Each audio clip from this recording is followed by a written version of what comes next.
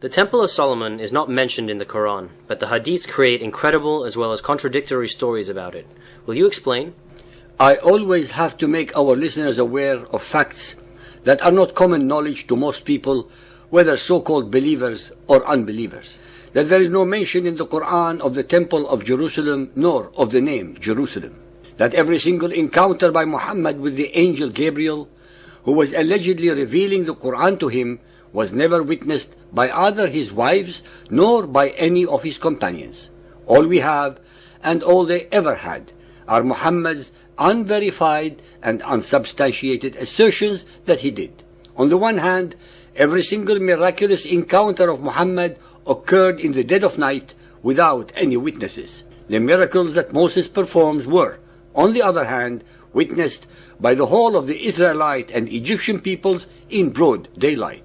Now, let me recite the single verse in the Quran, upon which an incredible myth was created, the results of which reverberate 1400 years later in the 21st century.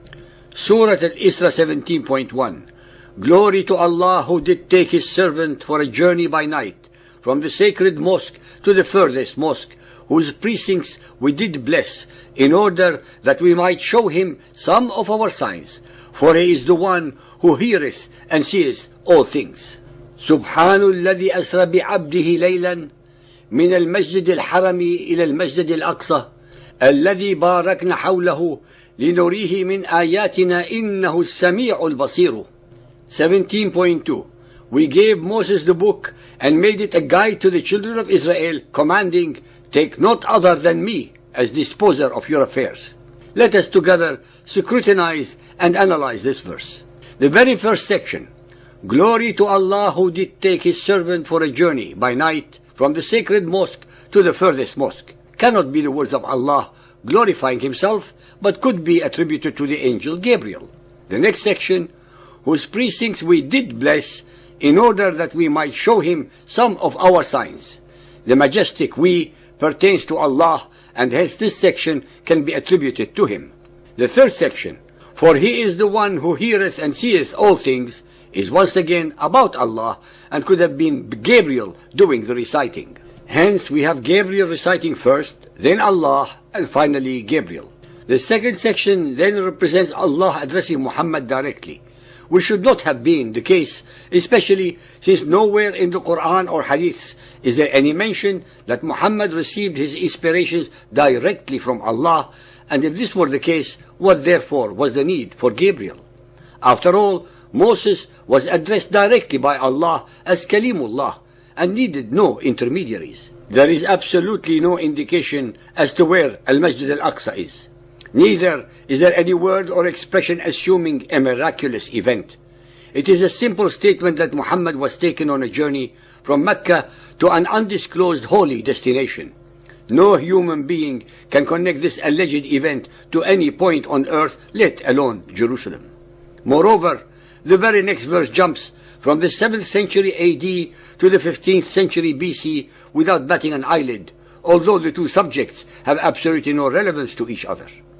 If the event mentioned above were truly miraculous, there would have been more verses to follow, extolling and elaborating upon the subject. Nothing of the kind can be found in the Quran. This event presumably occurred just before Muhammad migrated to Medina in 622 AD. For the next 150 years, no one ever connected this event to Jerusalem or anywhere else. Then comes Muhammad ibn Ishaq, and his biography of Muhammad called Sirat Rasulullah, page 181, section The Night Journey and the Ascent to Heaven, as translated by Alfred Guillaume in his monumental The Life of Muhammad. Ibn Ishaq was researching, compiling, comparing and contrasting stories that he heard from Muhammad's companions, their descendants or friends and family, to compose his biography of Muhammad. Ibn Ishaq admits that he patched together assorted stories regarding an alleged miraculous journey that Muhammad had on an animal called Buraq to Jerusalem, then the 7 heavens and back to Mecca in a single night. This becomes one source, among others, of the worst cases of deceptions and contortions of facts and religion propagated by the Quran and Hadiths that have ever been perpetrated upon the human consciousness since the beginnings of recorded history. It is upon these unfounded and unsubstantiated lies that the Arabs and the followers of Muhammad lay their claim upon Jerusalem.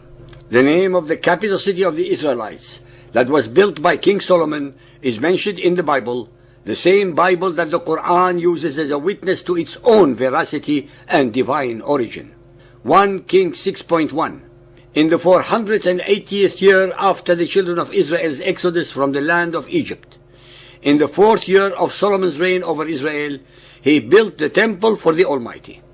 Jerusalem became and remained the capital of the Israelites and later the kingdom of Judea until its final destruction by the Romans in 135 AD. The only capital and spiritual center of the Israelites and the Jews for almost 1,000 years. Even during the centuries leading to the Arab conquest of the city, Jerusalem remained the singular and most persistent spiritual focus of the Jews and their hope to return from their exile to the land of their birth. I would like to point out to those followers of Muhammad who may be listening that the name of Jerusalem is mentioned 667 times in the Bible, while there exists not a single mention of it in the whole of the Quran. Also, while the followers of Muhammad keep repeating ad nauseum the mantra that it is their third holiest place, they deliberately, willfully, and with utter contempt to history, religion, and reality, ignore the fact that it is the first, foremost, and only holy city for the Jews whose capital it has always been. They also deliberately and very conveniently disregard and overlook the fact that it was the hordes of the Arab followers of Muhammad who occupied the city and took it away from the Byzantine Christians when they conquered their empire and subjugated its native peoples. The followers of Muhammad, the aggressors, have the gall and audacity to claim the city which is holy to the Jews and Christians as holy to them also, just because Muhammad allegedly had a one-night stand there. The modern followers of Muhammad, in their usual attempt to eradicate the histories of their conquered peoples, are now claiming as well as asserting that there never was a Temple of Solomon. One of those who spread this obscene lie was the unlamented leader of the PLO, Yasser Arafat. Dear listeners, I have mentioned on several occasions that it is by divine justice that the very hadiths that explain the Quran to the followers of Muhammad are the same that utterly destroy its alleged divine origins.